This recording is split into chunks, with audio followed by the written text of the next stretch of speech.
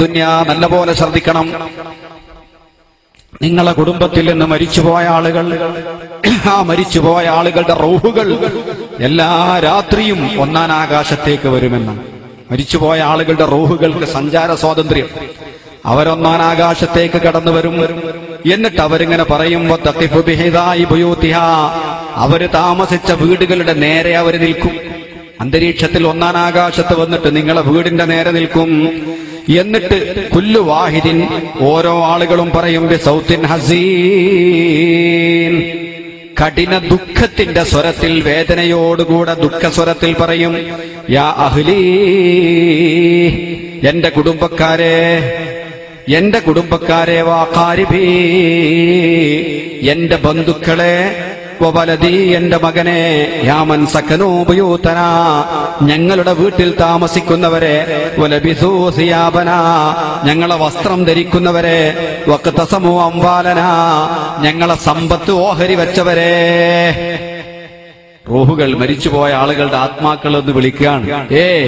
എന്റെ വീട്ടുകാരെ, കുടുംബക്കാരെ, ഞങ്ങൾ മരണപ്പെട്ടതിന്റെ ശേഷം ഞങ്ങളെ സമ്പത്ത് ഓഹരി വെച്ചെടുത്ത് സ്വന്തമാക്കി ജീവിക്കുന്നവരെ എന്നിങ്ങനെ വിളിച്ചിട്ട് പറയുകയാണ്, ഹൽ മിൻകും മിൻ അഹദിൻ യദ്കുറുനാ, നിങ്ങളെ കൂട്ടത്തിൽ ഞങ്ങളെ ഓർക്കാൻ ആരെങ്കിലുമുണ്ടോ? നിങ്ങൾ ഈ താമസിക്കുന്ന ഭൂമി ഞങ്ങളുടെ ഭൂമിയായിരുന്നു. നിങ്ങൾക്കിപ്പോ ഓഹരി വെച്ച് കിട്ടിയ സമ്പത്ത് ഞങ്ങളെ സമ്പത്തായിരുന്നു. ഞങ്ങളെ ഓർക്കാൻ നിങ്ങളെ കൂട്ടത്തിൽ ആരെങ്കിലുമുണ്ടോ? നിങ്ങളെ തിരക്കിനിടയിൽ ഞങ്ങളെ ഓർക്കാൻ നിങ്ങൾക്ക് സമയമുണ്ടോ? എന്നിട്ട് അവർ പറയാണ്, വനഹ്നു ഫീ സിജ്നിൻ തവീൽ, ഞങ്ങൾ നീണ്ട ഒരു ജയിലിൽ അടക്കപ്പെട്ടതുപോലെയാണ്.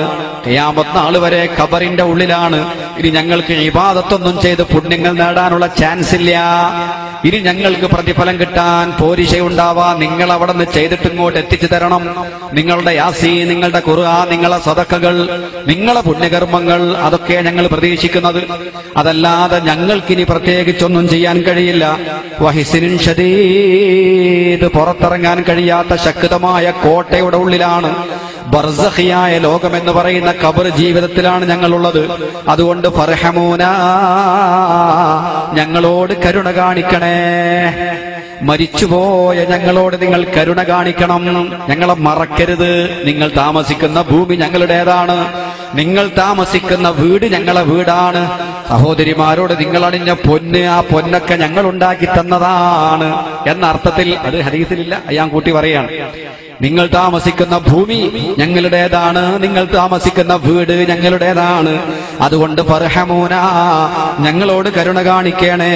യർഹമുകുമുല്ലാഹ്, എന്നാൽ അല്ലാഹു നിങ്ങളോടും കരുണ കാണിക്കും. വലാ തബ്ഖലൂ അലൈനാ, ഞങ്ങളോട് ലുബ്ധത കാണിക്കരുത്, പിശുക്ക് കാണിക്കരുത്. ജീവിച്ചിരിക്കുന്ന ആളുകളെ സൽക്കരിക്കാൻ വേണ്ടി നിങ്ങൾ എത്ര പണം ചെലവാക്കുന്നുണ്ട്? പുതിയാപ്പലിനെ സൽക്കരിക്കണം, പുതിയാപ്പലിന്റെ ഉപ്പാനെ സൽക്കരിക്കണം, അവന്റെ കുടുംബക്കാരെ സൽക്കരിക്കണം. ഇതിനെല്ലാം വേണ്ടി എത്രയെത്ര പണമാണ് നിങ്ങൾ ചെലവഴിക്കുന്നത്. പക്ഷേ അതിനെല്ലാം കാരണക്കാരായ ഞങ്ങൾക്ക് വേണ്ടി ഒന്നും ചെലവഴിക്കാൻ നിങ്ങൾ സന്നദ്ധരല്ല. അതുകൊണ്ട് ഞങ്ങളോട് ബുഖ്ല് കാണിക്കരുതേ. ശരിയല്ലേ? ജീവിച്ചിരിക്കുന്ന ആളുകൾ അങ്ങോട്ടും ഇങ്ങോട്ടും സൽക്കരിക്കാൻ ഒരുപാട് പണം ചെലവാക്കുന്നു. മരിച്ചുപോയ ഞങ്ങളുടെ സമ്പത്താ നിങ്ങളുടെ കയ്യിലുള്ളത്. പക്ഷേ ഞങ്ങൾക്ക് വേണ്ടി ചെലവഴിക്കാൻ നിങ്ങൾ ലുബ്ധരാണ്. ഖബ്ല അൻ തസീറൂ മിഥ്ലനാ, നിങ്ങളും ഞങ്ങളെപ്പോലെ ആകുന്നതിന്റെ മുമ്പ് ഞങ്ങൾക്ക് വേണ്ടി നിങ്ങൾ ചെയ്യണം, ഞങ്ങളോട് കരുണ കാണിക്കണം. യാ ഇബാദല്ലാഹ്, അല്ലാഹുവിന്റെ അടിമകളെ, ഇന്നൽ ഫളല്ലദീ ഫീ ഐദീകും കാന ഫീ ഐദീനാ, ഇപ്പൊ നിങ്ങളെ കയ്യിലുള്ള സമ്പത്തൊക്കെ ഒരു കാലത്ത് ഞങ്ങളെ കയ്യിലായിരുന്നു. ഇതൊക്കെ ആര് പറയുന്നതാണ്? മരിച്ചുപോയ ആളുകളുടെ, നിങ്ങളെ പിതാമഹന്മാർ, അവരുടെ റൂഹുകൾ വന്ന് നിങ്ങളോട് സംസാരിക്കുന്ന, നിങ്ങളത് കേൾക്കുന്നില്ലെങ്കിലും അവര് സംസാരിക്കും. ഒരു കാലത്ത് ഞങ്ങളുടെ കയ്യിലുണ്ടായിരുന്ന ഫളലാണ്, സമ്പത്താണ് ഇപ്പൊ നിങ്ങളെ കയ്യിലുള്ളത്. അതിൽ നിന്ന് ചെലവഴിക്കാനുള്ള സൗഭാഗ്യം ഞങ്ങൾക്കുണ്ടായിട്ടില്ല. ഞങ്ങൾക്കും ഒരുപാട് ചാൻസ് ഉണ്ടായിരുന്നു, അന്നൊന്നും ഞങ്ങൾ ചെലവഴിച്ചില്ല. ഞങ്ങൾ മക്കൾക്ക് എന്ത് കരുതി സൂക്ഷിച്ചു വെച്ചതാണ്. അതിന്റെ ഹിസാബ് ഞങ്ങളാണ് ഏറ്റെടുക്കേണ്ടത്, അതിന്റെ ശിക്ഷ ഞങ്ങളാണ് ഏറ്റെടുക്കേണ്ടത്. സമ്പത്തിന്റെ ഉപകാരങ്ങളെല്ലാം മറ്റുള്ളവർക്കാണ്. ഇത്ര ശരിയാണ്. ഞങ്ങൾ അള്ളാന്റെ മാർഗത്തിൽ ചെലവഴിക്കാതെ കെട്ടിപ്പൂട്ടി വെച്ചതാണ്. ഭൂമി കൊടുക്കൂല, 5 സെന്റ് ആർക്കും കൊടുക്കാൻ തയ്യാറില്ല, വിൽക്കാനും തയ്യാറില്ല. വില കൂടുകയാണ്, കൂടി വരികയാണ്, വിമാനത്താവളം വരികയാണ്, ഇനിയും വില കൂടുകയാണ്. അങ്ങനെ കൊടുക്കാതെ സൂക്ഷിച്ചു വെച്ച് മൂപ്പര് മരിച്ചു. അടുത്ത ആളും അങ്ങനെ തന്നെ സൂക്ഷിച്ചു മൂപ്പര് മരിച്ചു. ഇങ്ങനെ ഒരുപാട് ആളുകൾ കൈമാറി വന്ന മുതലാണിത്. അതുകൊണ്ട് ഒരു കാലത്ത് ഞങ്ങളെ കയ്യിലായിരുന്നു. ഞങ്ങളൊക്കെയാണതിനോട് പടച്ചവനോട് സമാധാനം പറയേണ്ടത് ഞങ്ങളാണ്. അള്ളാഹു പൊരുത്തപ്പെട്ട മാർഗത്തിൽ ചെലവഴിക്കാനുള്ള തൗഫീക്ക് ഞങ്ങൾക്കുണ്ടായില്ല. അതുകൊണ്ട് ഞങ്ങളെപ്പോലെ നിങ്ങളും ആകുന്നതിന് മുമ്പ് എന്തെങ്കിലും ചെലവഴിക്കണം. ആ കൂട്ടത്തിൽ ഞങ്ങളെ മറക്കരുതേ. മരിച്ചുപോയ ഞങ്ങൾക്ക് വേണ്ടി എത്തിച്ചു തരുന്നതിൽ നിങ്ങൾ ബുഖ്ല് കാണിക്കരുതേ, ലുബ്ധത കാണിക്കരുതേ എന്ന് ഹദീസിൽ വന്നിട്ടുണ്ട്. മരിച്ചുപോയ ആളുകളുടെ റൂഹുകൾ വന്ന് വിളിച്ചു പറയുമെന്നാണ്. ആ റൂഹുകളുടെ സങ്കടവും വേദനയും വളരെ വലുതാണ്. അവർ സങ്കടപ്പെട്ട് പറയാണ്. അതുകൊണ്ട് അവരോടുള്ള കടപ്പാടുകൾ നിർവഹിക്കാതെ വന്നാൽ അവർക്ക് വേണ്ടി യാസീൻ, അവർക്ക് വേണ്ടി ഖത്തം, അവർക്ക് വേണ്ടി സദഖകൾ, ദാനധർമ്മങ്ങൾ, ജീവിച്ചിരിക്കുന്ന ആളുകളെ സൽക്കരിക്കാൻ വേണ്ടി ഒരുപാട് ചെലവഴിക്കുമ്പോൾ മരിച്ച ഉപ്പാക്ക് വേണ്ടി, മരിച്ചുപോയ ഉമ്മാക്ക് വേണ്ടി അവരൊക്കെ നിങ്ങളെ സ്നേഹിച്ചതൊന്ന് ആലോചിച്ചു നോക്കും. നിങ്ങൾ ചെറിയ കുട്ടിയാകുന്ന സമയത്ത് നിങ്ങളെ ഭക്ഷണം വാരിത്തന്നതും തോളിലിട്ട് ഓമനിച്ച് വളർത്തിയതും എന്തെങ്കിലും ഒരു അസുഖം വരുമ്പോൾ സങ്കടപ്പെട്ടതുമൊക്കെ ആലോചിച്ചാൽ ആ മാതാപിതാക്കൾ ഇന്ന് ഖബറിൽ ഇങ്ങനെ കാത്തിരിക്കുകയാണ്. നിങ്ങളെ ഭാഗത്ത് നിന്ന് എന്തെങ്കിലും വരുമെന്ന് കരുതി അവർക്ക് ഇബാദത്ത് ചെയ്ത് പുണ്യം നേടാൻ ചാൻസുകളില്ല. ജീവിച്ചിരിക്കുന്ന നിങ്ങളെ ഭാഗത്തുനിന്ന് വല്ലതും കിട്ടുമോ എന്ന് കാത്തിരിക്കുകയാണവർ. അതുകൊണ്ട് അഷ്റഫുൽ ഖൽഖ് സ്വല്ലല്ലാഹു അലൈഹി വസല്ലം തങ്ങൾ പറയാണ്, ഖബറിൽ കിടക്കുന്ന ഒരു മനുഷ്യന്റെ അവസ്ഥ നിങ്ങൾക്കറിയുമോ? മൽ മയ്യതു ഫീ ഖബരിഹി ഇല്ലാ കൽ ഗരീഖിൽ മഗൂസ്. ഖബറിൽ കിടക്കുന്ന മനുഷ്യൻ വെള്ളത്തിൽ മുങ്ങുന്നവനെ പോലെയാണ്. ഒരു പുൽക്കൊടി കിട്ടിയാൽ പോലും പിടിച്ച് രക്ഷപ്പെടാൻ വേണ്ടി ശ്രമം നടത്തുന്നത് പോലെയാണ് ഖബറിൽ കിടക്കുന്ന മനുഷ്യന്റെ അവസ്ഥ. അമലുകൾ ചെയ്യാനുള്ള ചാൻസ് ഇല്ല.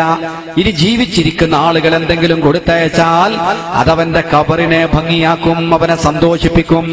അതുകൊണ്ട് വെള്ളത്തിൽ മുങ്ങുന്നവന് എന്ത് കിട്ടിയാലും പിടിക്കുന്നത് പോലെ ജീവിച്ചിരിക്കുന്ന ആളുകളുടെ ഹദിയക്ക് വേണ്ടി, സമ്മാനങ്ങൾക്ക് വേണ്ടി കാത്തിരിക്കുകയാണ് ഖബറാളികൾ. ബഹുമാനപ്പെട്ട നബി സല്ലല്ലാഹു അലൈഹി വസല്ലം പറയാണ്, ഫൈദാ ലഹിഖഹു, അങ്ങനെ ജീവിച്ചിരിക്കുന്ന ആളുകളുടെ ഭാഗത്തുനിന്ന് എന്തെങ്കിലും ഒന്ന് മരിച്ചുപോയവർക്ക് കിട്ടിയാൽ അത് ഖൈർ അഹബ്ബു ഇലൈഹി മിനദ് ദുനിയാ വമാ ഫീഹാ, ദുനിയാവും ദുനിയാവിലുള്ളത് മുഴുവനും കിട്ടുന്നതിനേക്കാൾ അവർക്ക് സന്തോഷമാണ്. നിങ്ങൾ നിങ്ങളെ മാതാപിതാക്കൾക്ക്, കാരണവന്മാർക്ക്, അല്ലെങ്കിൽ ബന്ധുമിത്രാദികൾക്ക് ജീവിച്ചിരിക്കുന്ന സമയത്ത് കൊടുക്കുന്ന ലക്ഷങ്ങളെക്കാളും കോടികളെക്കാളും വിലപിടിപ്പുള്ളതാണ് മരിച്ചതിന്റെ ശേഷം നിങ്ങൾ അവർക്ക് കൊടുക്കുന്ന ഹദിയകൾ.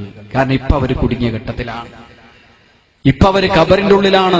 ഈ സമയത്ത് നിങ്ങൾ കൊടുക്കുന്ന ഹദിയകൾ വളരെ കനപ്പെട്ടതാണ്, അവരെ വളരെയേറെ സന്തോഷിപ്പിക്കും. ഈ ദുനിയാവ് മുഴുവൻ കിട്ടുന്നതിനേക്കാൾ അവർക്ക് സന്തോഷമാണ്. അതുകൊണ്ട് ഖബർ സിയാറത്ത് എന്ന് പറയുന്നത് ചുരുങ്ങിക്കൂടാ. പുത്തനാശയക്കാരുടെ എതിർപ്പുകൾ കാരണമായി അതൊരിക്കലും ജീവിതത്തിൽ നിന്ന് മാറ്റിവെച്ചുകൂടാ. നിങ്ങൾ ഓർക്കേണ്ട ഒരു സത്യം എന്താണ്? മരിച്ച ആളുകൾക്ക് വേണ്ടി എന്ത് ചെയ്താലും പ്രതിഫലം കിട്ടും.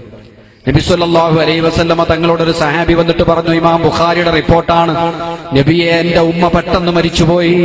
പെട്ടെന്നായിരുന്നു മരണം. അല്പം സാവകാശം കിട്ടിയിരുന്നെങ്കിൽ ഉമ്മ വസിയ്യത്ത് ചെയ്യുമായിരുന്നു, വഖഫ് ചെയ്യുമായിരുന്നു. പക്ഷെ പെട്ടെന്നായി മരണം. അതുകൊണ്ട് മരിച്ചുപോയ ഉമ്മാക്ക് വേണ്ടി ഞാൻ എന്തെങ്കിലും ചെയ്താൽ അതിന്റെ പ്രതിഫലം കിട്ടുമോ നബിയേ? ഉമ്മയോട് മഹബത്തുള്ള മകൻ വന്ന് റസൂലുള്ളാഹിനോട് ചോദിക്കുകയാണ്. ഉടനെ അള്ളാന്റെ റസൂല് പറഞ്ഞു, നഅം, അതേ കിട്ടും. നീ നിന്റെ ഉമ്മാക്ക് വേണ്ടി ചെയ്താൽ കിട്ടും. എന്നിട്ട് പ്രവാചകൻ പറഞ്ഞു കൊടുക്കുകയാണ്, നീ ഒരു കിണർ കുഴിക്കണം. ആ പ്രദേശത്ത് വെള്ളത്തിന് ബുദ്ധിമുട്ടുള്ള നാടാണ്, വെള്ളത്തിന് പ്രയാസമുള്ള നാടാണ്. അതുകൊണ്ട് ആ സഹാബിനോട് പറഞ്ഞു, നിന്റെ ഉമ്മാന്റെ പേരിൽ ഒരു കിണറുണ്ടാക്കൂ. ആ കിണറിൽ നിന്ന് ജനങ്ങൾ വെള്ളം മുക്കി കുടിക്കുമ്പോൾ ഓരോ തുള്ളി വെള്ളത്തിനും നിന്റെ ഉമ്മാന്റെ ഖബറിലേക്ക് അതിന്റെ പ്രതിഫലം എത്തുകയാണ്. അതുകൊണ്ട് ഓമന മകനോട് ആരംഭ റസൂല് പറയുകയാണ്, നിന്റെ മരിച്ചുപോയ മാതാവിന്റെ പരലോക ഗുണത്തിന് വേണ്ടി ഖബർ കുഴിക്കുക, മാതാവിന്റെ ഗുണത്തിന് വേണ്ടി നീ കിണർ കുടിച്ചു വെക്കുക. റസൂലുള്ളാഹിന്റെ ഉപദേശമാണ് കിണർ കുഴിച്ചു കൊടുക്കുക. അതിന്റെ അർത്ഥം എന്താ? ജീവിച്ചിരിക്കുന്ന ആളുകൾ മരിച്ചുപോയ ആളുകൾക്ക് വേണ്ടി ചെയ്താൽ അതിന്റെ പ്രതിഫലം കിട്ടും. സഹീഹ് ബുഖാരി. കിണർ കുഴിച്ചാൽ കിട്ടും, ബുഖാരിന്റെ ഹദീസാണ്. ഹജ്ജ് ചെയ്താലോ കിട്ടും. ഒരു സമ്പന്നനായ വ്യക്തി ഹജ്ജ് ചെയ്യാതെ മരിച്ചുപോയാൽ നിർബന്ധമായും അയാളെ സമ്പത്തിൽ നിന്ന് പണമെടുത്തുകൊണ്ട് ഒരാൾ പകരം ഹജ്ജ് ചെയ്യണം, മറ്റൊരാൾ ഹജ്ജ് ചെയ്യണം. നിർബന്ധല്ലേ? ഇതിലാർക്കാ തർക്കമുള്ളത്? ആർക്കും തർക്കമില്ല. ഹജ്ജ് ചെയ്താൽ മരിച്ചാൾക്ക് കിട്ടും, കിണർ കുഴിച്ചു കൊടുത്താൽ മരിച്ചാൾക്ക് കിട്ടും. ബുഖാരിയിൽ തന്നെ കാണാം, നോമ്പ് നോറ്റാൽ മരിച്ചുപോയ ആളുകൾക്ക് വേണ്ടി നിങ്ങൾ നോമ്പ് നോറ്റാൽ നോമ്പിന്റെ പ്രതിഫലം മയ്യത്തിന് കിട്ടും. അതുപോലെ തന്നെ മയ്യത്ത് നിസ്കരിച്ചാൽ നിസ്കാരം കൊണ്ട് മയ്യത്തിന് പ്രതിഫലം കിട്ടും. മരിച്ച ആളുകൾക്ക് ജീവിച്ചിരിക്കുന്ന ആളുകൾ ഒന്നും ചെയ്താൽ കിട്ടൂലെങ്കിൽ പിന്നെന്തിനാ മയ്യത്ത് നിസ്കാരം? മയ്യത്ത് നിസ്കാരം പിന്നെന്തിനാണ്? നിസ്കാരത്തിന് നമുക്ക് കുഴപ്പമില്ല. അൽഫാത്തിഹ പറയുന്ന കേട്ടുകൂടാത്ത അൽഫാത്തിഹ പ്രശ്നം. മയ്യത്ത് നിസ്കാരത്തിൽ അൽഫാത്തിഹ അല്ലേ? മയ്യത്ത് നിസ്കാരത്തിൽ ആദ്യം തക്ബീറിട്ട് അൽഫാത്തിഹ, ആദ്യം ഫാത്തിഹ ഓതുന്നത്. ഫാത്തിഹ വിളി, ഫാത്തിഹ കേൾക്കാൻ പറ്റാത്ത ആളുകൾ, ഫാത്തിഹനോട് അലർജിയുള്ള ആളുകൾ അങ്ങനെ പറയാറുണ്ട്. ഞങ്ങൾക്ക് ആ അൽഫാത്തിഹ കേട്ടുകൂടാ. നമുക്ക് മരിച്ചോടത്തും മയ്യത്തിന്റെ അടുത്തും അൽഫാത്തിഹ, പിന്നെ യാസീൻ. അൽഫാത്തിഹ അല്ലാതെ ഒരു കാര്യം നടക്കൂല. മയ്യത്ത് നിസ്കാരത്തിന്റെ കാര്യത്തിൽ ആർക്കും അഭിപ്രായ വ്യത്യാസമില്ല. മയ്യത്ത് നിസ്കാരത്തിന് ഈ മയ്യത്തിന് മേൽ ഫർളാക്കപ്പെട്ട നിസ്കാരം ഞാൻ നിസ്കരിക്കുന്നു, അല്ലാഹു അക്ബർ, ഇത് തക്ബീറിട്ടാൽ അൽഫാത്തിഹയാണ് ആദ്യം. ഫാത്തിഹ സൂറത്ത് ഓതിയതിന്റെ ശേഷം പുന്നാര നബിനെ ഓർക്കണം. നബിന്റെ മേൽ സ്വലാത്താണ്. അല്ലാഹുമ്മ സ്വല്ലി അലാ മുഹമ്മദിൻ, മുഹമ്മദ് നബിനെ ഓർക്കണം. വഅലാ ആലി മുഹമ്മദിൻ, മുഹമ്മദ് നബിന്റെ കുടുംബക്കാരായ തങ്ങന്മാർ അഹ്ലുൽ ബൈത്തിനെ സ്മരിക്കണം. കഴിഞ്ഞില്ല. കമാ സ്വല്ലൈത അലാ ഇബ്രാഹിമ, ഇബ്രാഹിം നബിനെ ഓർക്കണം. വഅലാ ആലി ഇബ്രാഹിം, ഇബ്രാഹിം നബിന്റെ കുടുംബമാകുന്ന ഹാജറ ബീവി, എങ്ങനെയെല്ലാ മഹാന്മാരെയും സ്മരിക്കണം. അതിന്റെ ശേഷമാണ് മൂന്നാമത്തെ തക്ബീറിന്റെ ശേഷം അല്ലാഹുമ്മ ഗഫിർ ലഹു, പടച്ചവനെ മയ്യത്തിന് പുറത്തു കൊടുക്കണമേ, വർഹംഹു, കരുണ ചെയ്യണമേ. മരിച്ച ഒരു വ്യക്തിക്ക് അവന്റെ ജീവിതകാലത്ത് ചെയ്തതല്ലാതെ ഇനി ആര് ചെയ്താലും കിട്ടൂല എന്ന് പറഞ്ഞാൽ പിന്നെന്തിനാ അല്ലാഹുമ്മ ഗഫിർ ലഹു വർഹംഹു? തമാശ ഇത്. ഇതൊക്കെ തമാശക്ക് പറയാം. പടച്ചവനെ മയ്യത്തിന് പുറത്തു കൊടുക്കണം, കരുണ ചെയ്യണം, കൃപ ചെയ്യണം, വഅഫിഹി, സുഖം നൽകണം എന്ന് പറഞ്ഞുകൊണ്ട് മയ്യത്തിന് വേണ്ടി പ്രാർത്ഥന നടത്തുന്നു. മയ്യത്തിനും വേണ്ടി പ്രാർത്ഥിച്ചതിന്റെ ശേഷമാണ് നമ്മളെ സ്വന്തം കാര്യം പ്രാർത്ഥന. അല്ലാഹുമ്മ ലാ തഹരിംനാ അജ്റഹു, പടച്ചവനെ മയ്യത്ത് നിസ്കാരത്തിന്റെ കൂലി നീ ഞങ്ങൾക്ക് തടയല്ല. വലാ തഫ്തിന്നാ ബഅദഹു, ഞങ്ങളെ നീ ഫിത്നയാക്കല്ല. വഗ്ഫിർ ലനാ, ഞങ്ങൾക്ക് പുറത്തു തരണമേ, വലഹു, ആ മയ്യത്ത്. നമ്മളെ കാര്യം ലാസ്റ്റാ. അപ്പൊ ആദ്യം അൽഫാത്തിഹ, പിന്നെ സ്വലാത്ത്, പിന്നെ മരിച്ചോൾക്ക് വേണ്ടി പ്രാർത്ഥന, അതിന്റെ ശേഷം ഞങ്ങളെ സ്വന്തം കാര്യം പറയാം. ഇതല്ലേ മയ്യത്ത് നിസ്കാരം ശരി? ഇതാണ് സ്വഹാബത്തിന്റെ മാതൃക. അള്ളാഹുവിന്റെ റസൂലിന്റെ മാതൃക ഇതാണ്. അതുകൊണ്ടാണ് ഒരു മരണം സംഭവിച്ചു കഴിഞ്ഞാൽ, ഒരു വ്യക്തി മരിച്ചു എന്ന് കേട്ടാൽ നമ്മൾ ഉടനെ ചെല്ലുന്നു, അവിടെ വെച്ച് ഫാത്തിഹ ഓതുന്നു, യാസീൻ ഓതുന്നു. അള്ളാഹുവിന്റെ വിശുദ്ധമായ ഖുർആൻ ഓതുന്നതിനേക്കാൾ പുണ്യമായ ഒരു മജ്ലിസ് വേറെയില്ല. അള്ളാഹുവിന്റെ കലാമ് പാരായണം ചെയ്യപ്പെടുമ്പോൾ റഹ്മത്തിന്റെ മലായിക്കത്ത് കൂട്ടം കൂട്ടമായി ഇറങ്ങി വരികയാണ്. റഹ്മത്തിന്റെ മലായിക്കത്ത് വിശുദ്ധ ഖുർആൻ ഓതുന്ന സ്ഥലത്ത് നിറയും. അള്ളാഹുവിന്റെ ഖുർആൻ ഓതിയിട്ട് മയ്യത്തിന് വേണ്ടി പ്രാർത്ഥന നടത്തുകയാണ്. പടച്ചവനെ ഈ മയ്യത്തിന് പുറത്തു കൊടുക്കണേ. അതുപോലും പൊരുത്തപ്പെടാത്ത ആളുകൾ നമ്മുടെ ഇടയിലില്ലേ? നിങ്ങൾ ആലോചിച്ചു. വളരെ ശ്രദ്ധിക്കണം, യുവാക്കൾ വളരെ ശ്രദ്ധിക്കണം. അത്തരം ആളുകളെ ബഹുമാനപ്പെട്ട സ്വഹാബത്തിന്റെ മാതൃകയാണ്. സഹാബത്ത് പഠിപ്പിച്ചു തന്നിട്ടുള്ള അവരുണ്ടാക്കിയ പാരമ്പര്യമാണത്. ബഹുമാനപ്പെട്ട